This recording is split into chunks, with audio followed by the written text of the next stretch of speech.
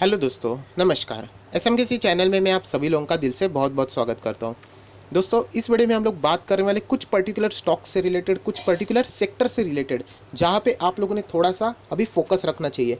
ये सेक्टर अभी हम लोग को वापस प्रेशर में देखने के चांसेस ज़्यादा बढ़ जाते हैं। हालांकि ऐसी गारंटी नहीं है, अगर उन्होंने अच्छे नंबर्स पेश किए तो ऑब्वियसली हम लोगों को रिजल्ट अच्छे दिखेंगे तो ऊपर जाते हुए देखने को मिलेगा। बट यूजुअली फिलहाल की सिचुएशन एंड पिछले कुछ सालों से जो कंपनियां उन सेक्टर वाली जिस प्रेशर से जा रही है, उसके मद्देनज़र रखते हुए हम लोग ज़रूर कह सकते हैं कि इन सेक्टर्स में जितने भी शेयर्स है वो वापस प्रेशर में आ सकते हैं।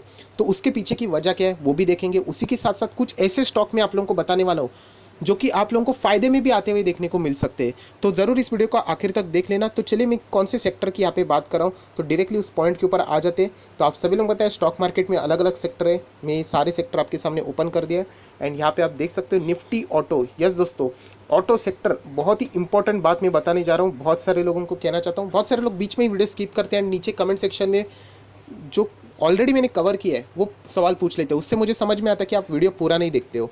तो इसलिए कहता हूँ कि वीडियो पूरा देख लेना, तो आप लोगों के जितने भी डाउट दिमाग में होते हैं वो सारे क्लियर हो जाते हैं वीडियो में। तो चलिए इसको कंटिन्यू कर लेते हैं। जैसे मैंने कहा कि ऑटो सेक्टर यहाँ पे आज तारीख क्या है, आज मई का लास्ट डे है, कल से जून स्टार्ट होगा एंड 1 जून में, 2 जून, 3 जून आप कह देना कि मई की जो भी नंबर्स रहते हैं ऑटो के सेल्स के वो सामने आ जाते हैं।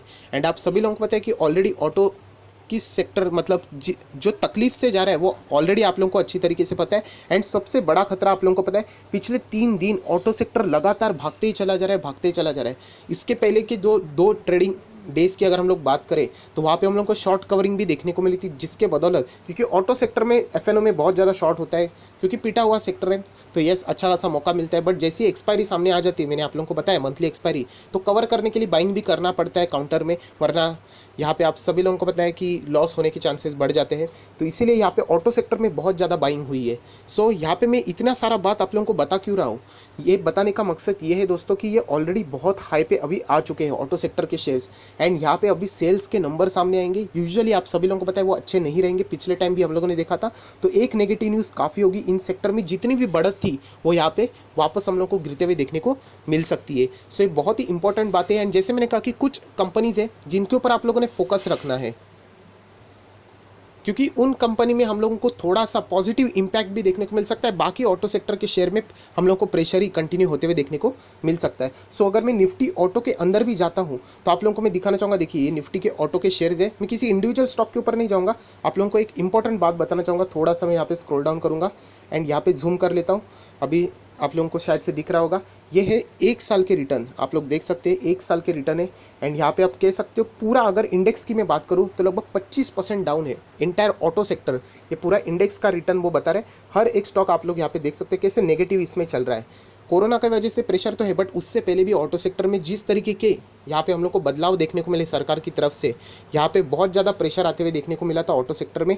एंड अभी आप लोग देख सकते हैं पिछले 30 दिन में यहाँ पे लगभग ये सेक्टर 14 से 15% हम लोग को भागते हुए देखने को मिल रहा है। जो स्टॉक्स आप लोगों को यहाँ पे जितने नेगेटिव देखने को मिल रहे थे, सारे के सारे ऑटो सेक्टर के स्टॉक आप लोगों को पॉजिटिव देखने को मिले। मतलब ये पिछले टाइम में बहुत ही ज़्यादा यहाँ पे चल चुके हैं। एंड जब भी ये नंबर्स आ जाते हैं जो कि नंबर अच्छे नहीं होते, एंड इस वक्त के नंबर भी आप लोगों को पता है कि कंपैरेटिवली यहाँ पे अच्छे सामने नहीं आएंगे। सो वापस हम लोगों को ये ऑटो सेक्टर के जो ग्राफ ऑलरेडी ऊपर जा चुके पिछले 3 से 4 दिन में, वो वापस हम लोगों को जोर से नीचे गिरते हुए देखने को मिल सकते हैं। तो इसीलिए मैंने एडवांस में आप लोगों को बता दिया कि आप लोगों ने थोड़ा सा यहाँ पे अलर्ट रहना चाहिए। तो चलिए अभी इंडिविजुअल स्टॉक के ऊपर बात कर लेते हैं। ऑटो सेक्टर से रिलेटेड कुछ इंपॉर्टेंट स्टॉक है, जैसे कि मैं बात करना चाहूँगा मारुति सुजुकी। आप सभी लोग पता है कि लॉन्ग टर्म के लिए अगर आपके पास मारुति सुजुकी है तो आप लोगों ने टेंशन नहीं लेना चाहिए, वक्त लगेगा। बट यस, ये कंपनी बहुत बड़ी है, बहुत महंगी भी है। बट यस, इनके जो सीनियर ऑफिसर है उन्होंने भी कहा था कि जब ये लॉकडाउन की स्थिति को अगर हम लोग पॉजिटिव साइड से भी देख लेते हैं, नेगेटिव साइड है कि यस ऑटो सेक्टर की जो डिमांड है कम हो जाएगी, क्योंकि ये लग्जरियस गुड्स में ये सारी चीज़ें आती है। हर कोई गाड़ियाँ नहीं खरीदता है, गाड़ी की प्राइस भी इतनी सस्ती नहीं होती, लाखों में होती है। सो डेफिनेटली यहाँ पे हम लोगों को नेगेटिव इम्पैक्ट देखने को मिलेगा। बट पॉजिटिव साइड अगर देखें तो लॉकडाउन के बाद बहुत सारे लोग पब्लिक ट्रांसपोर्ट, जहाँ पे भीड़ भाड़ वाली जगह है, मेट्रो हो, ट्रेन हो, रेलवेज हो, यहाँ पे जाने के लिए वो कतराएंगे। एंड इसीलिए हर कोई अपनी पर्सनल गाड़ी परस्यू करना यहाँ पे पसंद करेगा। एंड इसीलिए यहाँ पे उन्होंने कहा था कि हमारी सेल्स यहाँ पे बढ़ सकती है। ये लॉजिक तो बहुत ही सही है, बट अभी हम लोग को यहाँ पे देखना है। तो इसीलिए मारुति सुजुकी के ऊपर आप लोगों ने यहाँ पे फोकस रखना चाहिए कि ये कंपनी कैसे परफॉर्म करती है। अगर मैं 5 दिन का चार्ट पैटर्न दिखाऊँ तो आप देख सकते हो 5 दिन लगभग ये बहुत ही नीचे था 4975 एंड आज आप देख सकते हैं 5580। सो ऑलरेडी बहुत ज़्यादा यहाँ पे हाइप हो चुकी है। सो यहाँ पे अगर सेल्स खराब आ जाते हैं मई मंथ के तो डेफिनेटली हम लोग कह सकते हैं खराब, मतलब खराब तो आने वाले, बट एक्सपेक्टेशन से भी खराब आ जाते हैं। आप सभी लोग पता है एस्टिमेट किया जाता है कि इतना तो होना चाहिए, बट उससे भी खराब आ जाते हैं तो यस ज़्यादा टाइम नहीं लेंगे, यहाँ पे ज़ोरदार गिरावट देखने को मिल सकती है। तो इसीलिए आप लोगों ने इनके सेल्स के ऊपर नज़र रखनी चाहिए। उसी के साथ साथ 4 व्हीलर्स की लीडिंग कंपनी की अगर हम लोग बात की, अभी हम लोग बात करेंगे बजाज ऑटो। यस दोस्तों, बजाज ऑटो ये 2 व्हीलर्स में leading company, debt free company है, बहुत ही शानदार है। मैं सीधा बोलना चाहता हूँ ये शेयर मेरे भी पोर्टफोलियो में अच्छा खासा रिटर्न अभी भी दे रहा है, बट यस जो परसेंटेज था वो बहुत ही नीचे आ चुका है। सो ये कंपनी के ऊपर भी आप लोगों ने फोकस रखना चाहिए, क्योंकि अगर हम लोग यहाँ पे देख लेते, बहुत सारे लोगों ने जैसे कहा कि बहुत खुद की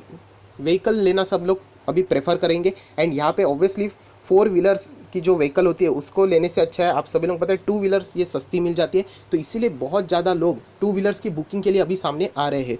बहुत सारी जो बड़ी बड़ी कंपनीज है उनके जो सीईओज है उन्होंने भी कहा है कि उनकी जो ऑर्डर बुक है यहाँ पे अभी थोड़ा थोड़ा भरना शुरू हो चुकी है 2 व्हीलर से रिलेटेड। तो इसीलिए कहना चाहता हूँ कि बजाज ऑटो हो, हीरो जैसी कंपनियाँ हो, उनके ऊपर अभी आप लोगों ने फोकस रखना है। मैं हमेशा प्रेफर करता हूँ Bajaj auto rather than hero, ये ऑलरेडी आप लोगों को पता है, आप चाहो तो उस कंपनी को भी फॉलो कर सकते हो। तो इन कंपनी के ऊपर आप लोगों ने नजरें रखनी है, ये मार्केट लीडर्स है। अगर यहाँ पे गिरावट आ जाती है ना तो बाकी कंपनी ऑटोमेटिकली आप लोगों को थोड़ा से प्रेशर में आती हुई देखने को मिल जाएगी। तो इनके नंबर्स हम लोगों को कल से देखने को मिल जाएंगे। कुछ कंपनियां कल ही प्रेजेंट कर देगी, कुछ 2 दिन के बाद या फिर 3 दिन के बाद प्रेजेंट कर देंगी आंकड़े। सो ये नंबर्स कैसे हैं, नीचे तो जरूर रहेंगे बट एक्सपेक्टेशन से भी खराब नहीं होने चाहिए, ये भी बात आप लोगों ने ज़रूर नोट करनी चाहिए। तो चलिए दोस्तों, यहाँ पे और एक कंपनी जो कि हम लोग कह सकते हैं ट्रक या फिर बस सेगमेंट से रिलेटेड बहुत ही लीडिंग, ज़बरदस्त लीडिंग कंपनी है, बट आप सभी लोग पता है लक नाम का भी फैक्टर होता है।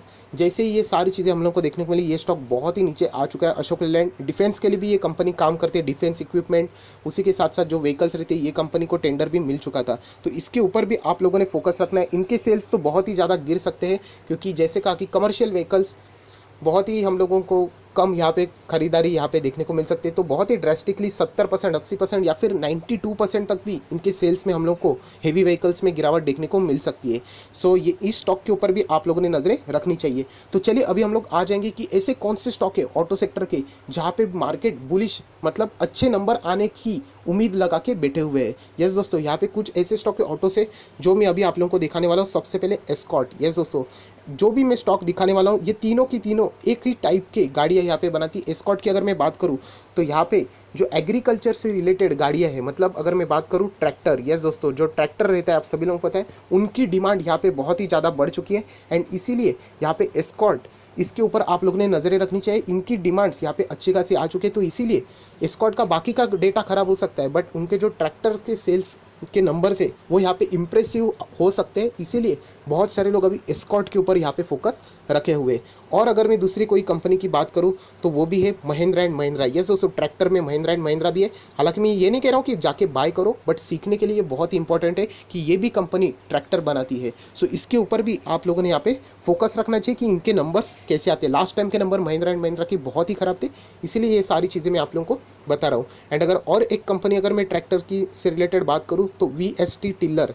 यस दोस्तों, बहुत महंगा हुआ करता था ये स्टॉक, मैं आपको दिखाना चाहता हूँ कितना महंगा हुआ करता था। तो यहाँ पे आप देख सकते हो लगभग 3000 का ये स्टॉक हुआ करता था, 3000।